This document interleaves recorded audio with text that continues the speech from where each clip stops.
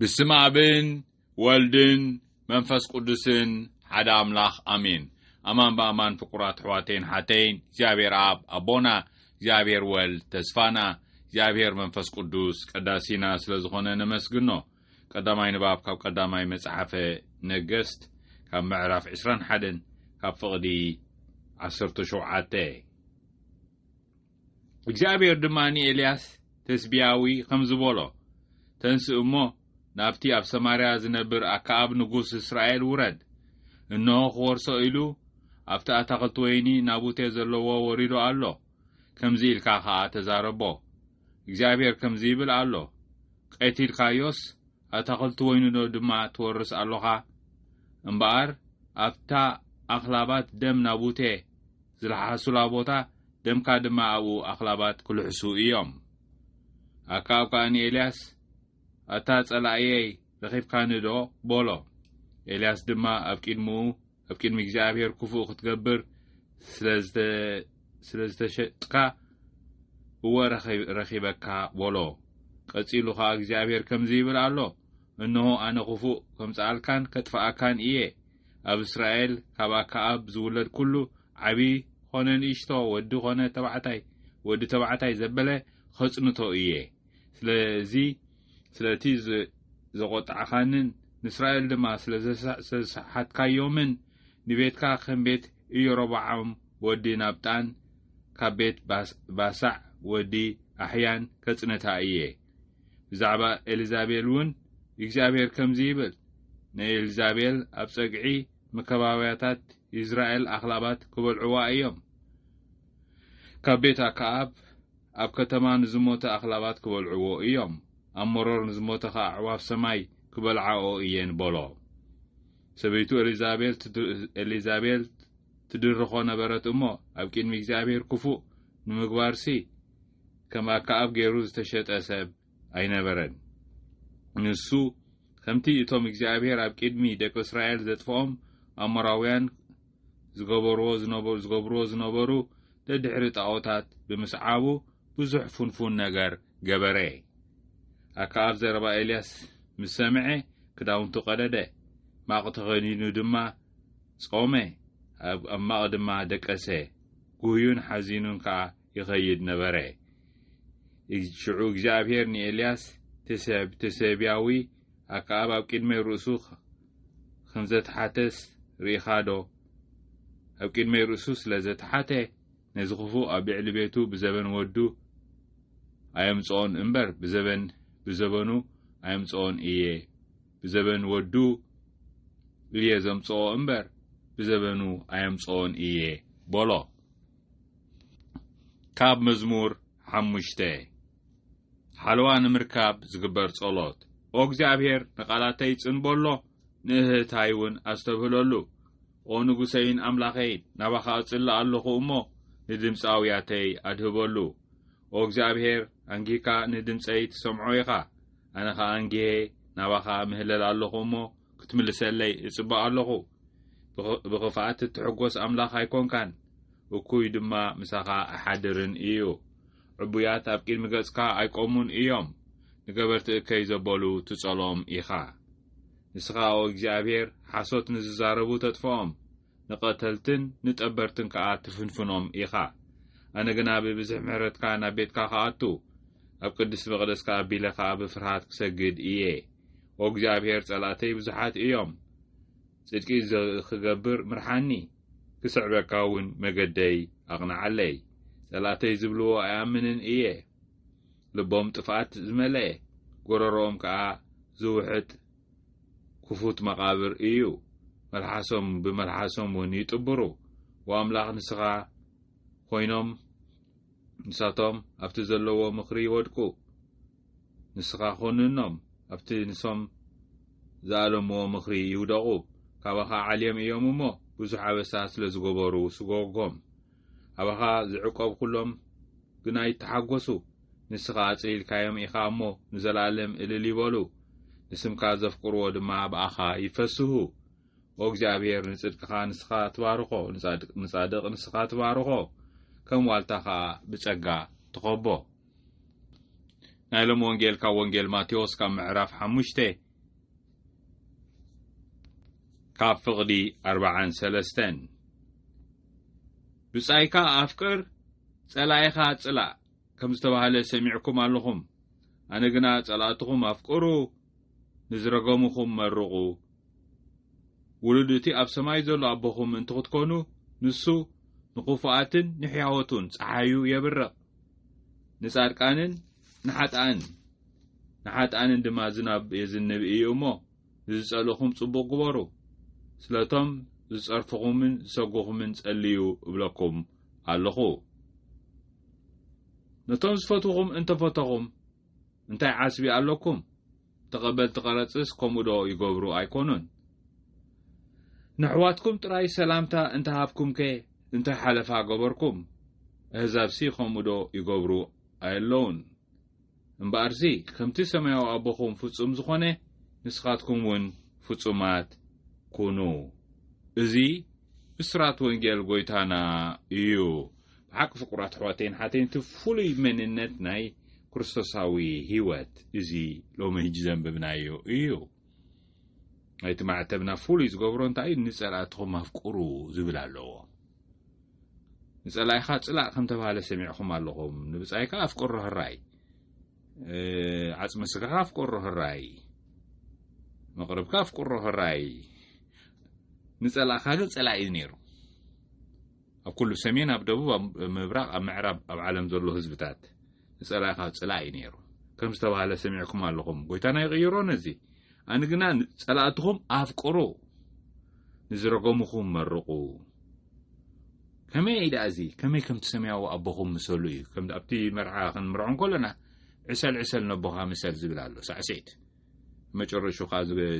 نسأل يبوها أبزي زبان كازغون عسل نبوها مسل سبعيت تبعتاي نبوها مسل ما سبيتون ندي أخت مسلي بتبالي أبزي نكريستوساوي ينزل لكن نبوهم مسولو اللهم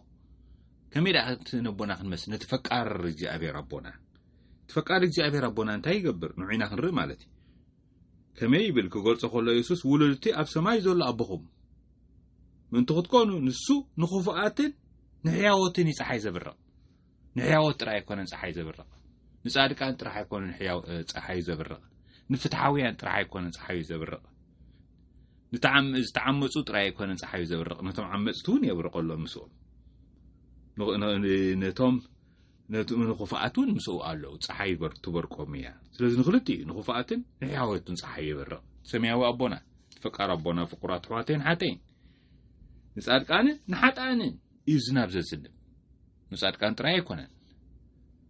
እሞ ንዝጸልኹም ይብል ጎይታና ካብዚ ዘምጾ ዘሎ ከባህሪ ናይ ኣቦኹና ናይ ኣቦና ይሃልወና ናይ ፍቃር እግዚአብሔር ኣምላኽ ከምኡ እዩ ስለዚህ ንዝጸልኹም ጽቡቕ ግበሩ ስለቶም ዝጸርፍኹምን ዝሰጉኹም እንጸልዩ ብለኩም ኣለኹ እዚ ብሓቅቲ ፍሉይ ዝገብሮ ዘሎ ነቲ ማዕተብና ናይ ክርስቶሳውያን ናይ ካቶሊካውያን ፍቁራት ሕዋቴን ሓቴን ካብዚ ቅዱስ መጽሓፍ ዝመጽእ ዘሎ ኮታ ጸላእ ዝበሃልስ የለን እዩ ዝብል ዘሎ ዘይተረድኦ ሓውኻ ዘይተረድእትካ ሓፍትኻ እያ ሓውኻን ሓፍትኻን እዮም ዝኹሉ ሓጾራት ዘለኻ ስርሕና ዘለና ናይ ጽሊ ብምሉእ ናትና ስራሓት እዩ ቅርጻዊ ስርዓታዊ ሓጢያት እዩ ፍቁራት ሕዋቴን ሓቴን ናይ ጽሊ ሓጾራት ንዑ ከም ዘፍረሰውን ክርስቶስ ብመስቀሉ ብህይወቱ ንሱ ዕርቀ ሰላምና ኾነ ይብል ሐዋርያ ጳውሎስ ናብ ሰብ ፊልጵስዮስ ዕርቀ ሰላምና ኾነ ነቲ ኩሉ ሓጾራት ናይ ጽሊ ኣፍሪሱ ናይ ጽሊ ንሳን ንሕናን ንሳቶም ንሳን ንሱን ኣነ ንሳን ዘሎ ዝኹሉ ሓጾራት ኣብ ማእኸል ዘሎ ኣፍሪስዎ መን ኣፍሪስዎ ክርስቶስ በቲ ናቱ መስቀልን ትንሣኤን ሞትን ፍቁራት ሞትን ትንሣኤን ኣፍሪስዎ እዩ ሐዋርያ ጳውሎስ ናብ ሰብ ኤፌሶን ንዑ ጠቂሶም ኣቦታትና ጳጳሳት ናይ ዓድና ኣብ 2019 ፋሲካ ጻውዒት ንሃገራዊ ዕርቀ ሰላም ኢሎም ጽሒፎምልና ሽዑኻ ሰላም ምስ ጎረቤትና ጌርና ስለ ዝነበርና በዚ ተደሪኾም ሃየ እምበኣርከስና ውሽጥና ኸ ዕርቀ ሰላም ንግበር ኢሎም ጽሒፎምልና ፍቁራ 2019 ፋሲካ ከመይ ጸላእ ዝበሃል የለን እንታይ ዳ እዩ ጸላእ ከም ዝኸውን ኢና ጌርና ኣብ ዘበናት ዝመጽ ዓመት ኣብ ዓመታት ዝመጽ እዩ ፍቁራት ሕዋቴን ሓቴን ኩላትና ፍቁራት ደቁን እግዚአብሔር ኣቦ ፍቁር ወዱ ፍቅር ትጓሉ ብክርስቶስ ኢና حدا فقار እግዚአብሔር አምላኽ ንሕና ካ ፍቁራት ደቁ 8 ቢልዮን አሎና ብዝዋን እዚ ኣብዚ ምድሪ እዚ ነዝሪኦም ኣቦና ርእሰ ሊቃነ ጳጳስ ፍራንቸስኮ ፍራቴሊ ቱቲ ዝብጽሕፎምልና ኩላትና ኣሕዋትን ኣሓትን ማለት እዩ ባራያን በአምሳልን ኣምላኽ ግርመ ክብረ ግርማ ዘሎና ናይቲ ስሉስ ኣምላኽ ስላሴ ንብሎ መንፈስ ቅዱስ ቀዳሲና ውሽጡና ቱ ቤተ መቅደስ ኮይና ወልድ ካ ሓውና ወልድ አብ ወልድ ማርያም ኮይኑ እግዚአብሔር አምላኽ ካ አቦና ኮይኑ ስለዚ ኣብትናቱ ህይወት ነበር በዚ ካ ፍቁራት ደቁ ኢና ልክዕት ኃጢአት ኣለና ትጽድቁን ኣለና ኃጢአን ኣለው ጻድቃናን ኣለው ኣው ከተታይ ንሱ አምላኽ ይዝፈልጦ ማለት ፍቁራት ሕዋተይን ሓተይን ከክንደይ ልብን ኩላሊትን ዝምርመር ስለዚ ንሱ ነቲ ናትና ልቢ ስለዚ ዓፀዎ እዩ ጽልእን ራዕድን ዝበሃሉ ነቲ ልብና ናብ እምኒ ይቕይርዎ ፍቁራት ሕዋተይን ሓተይን ንድሕራይ ዝምድናታትና ይለምሱ ፍቁራት ሕዋተይን ሓተይን ኣብ ማሕበረሰብ ከዓ ሽዑ ብዙሕ ጸገም ይፍጠር ቁፅርጻር ይኸውን ኣብ ቁጠባ ኣብ ፖለቲካ ኣብ ማሕበረሰብ ኣብ ባህሊ ጸገም ይመጽእ ንጸገም እዚ ከዓ ፍቁራት ሕዋተይን ሓተይን ክንፈትሖ እዩ ጽዋዕታ ናይ ክርስቶሳውያን ፍትሕን ሰላምን መንግስቲ ካ ትምጻእ መንግስቲ ፍትሕን መንግስቲ ሰላምን ፍቁራት ሕዋተይን ሓተይን ናይ ክርስቶስ ካብ ቆጽሊ ይነግረና እቲ ኩሉ ዝገብሮ ዘሎ ኩሎም ባህልታት ዝገብሮ ዘሎ እንተገበርኩም እንታይ ሓለፍ ኣለኩም ይብለና ነቶም ዝፈትኹም እንተፈትኹም እንታይ ዓስብ ኣለኩም ነቶም ዝገበሩልኩም እንተገበርኩምሎም እንታይ ዓስብ ኣለኩም ተቀበልቲ ቀረጽ እስከሙ ዶ ይገብሩ ኣይኮነን ተቀበልቲ ቀረጽ ቶም ጉንናት ሓጣን ናይቲ እዋን እዮም ከምኡ ዶ ይገብሩ ኣይኮነን ንሕዋትኩም ጥራይ ሰላምታ እንተሃብኩም ነቶም ዓጽመ ስጋዊ ኣሕዋትኩም ጥራይ ሰላምታ እንተሃብኩም እንታይ ሓለፋ ገበርኩም ህዛብሲ ቶም ክርስቶሳውያን ዘይኮኑ ማለት እዩ ሃይማኖት ካልእ ዓይነት ዘለዎም ከምኡ ዶ ይገብሩ ኣየለውን ስለዚ ንስኻትኩም ከምኦም ኣይትኮንኩምን እዩ ሓደ ፈቃድ እግዚአብሔር አምላኽ ኣቦ ኣለኩም ኩላትኩም ከዓ ፍቁራት ደቁን ኣሕዋትን ኣሓትን ኢኹም እዩ እቲ መልእኽቲ ናይቲ ወንጌል ፍቁራት ሕዋተይን ሓተይን እምበኣርሲ ከምቲ ሰማያዊ ኣባኹም ፍጹም ዝኾነ ንስኻትኩም እውን ፍጹማት ኩኑ ብምንታይ ኢና ፍጹማት ክንከውን ፍቁራት ሕዋተይን ሓተይን ብምሕረት እዩ ብዕርቀ ሰላም ኢና ፍጹማት ክንከውን በቲ ካልእ ፍጽምና ናይ ኣምላኽሲ ክንበጽሖስ ኣይንኽእልን ፍቁራት ሕዋተይን ሓተይን ኣይንኽእልን ግን ኣብ ዕርቀ ሰላም ፍጹማት ክንከውን ንኽእል በቲ ንሱ ዝህበና ሓይሊ ጸጋ በቲ ወሓዚ ጸጋ በቲ መንፈስ ቅዱስ መንፈስ ዕርቂ ንሱ እዩ ስለዚ ብኡ 7 ግዜ 77 መሓር ይብሎ ንጴጥሮስ ከማለቱ ቁጽሪ ገደብ የብሉን ወትሩ እና መሓርቲ ኢና ክንከውን ተጸዊዕና ሃይማኖተ ምምሕሓር እዩ ሃይማኖትና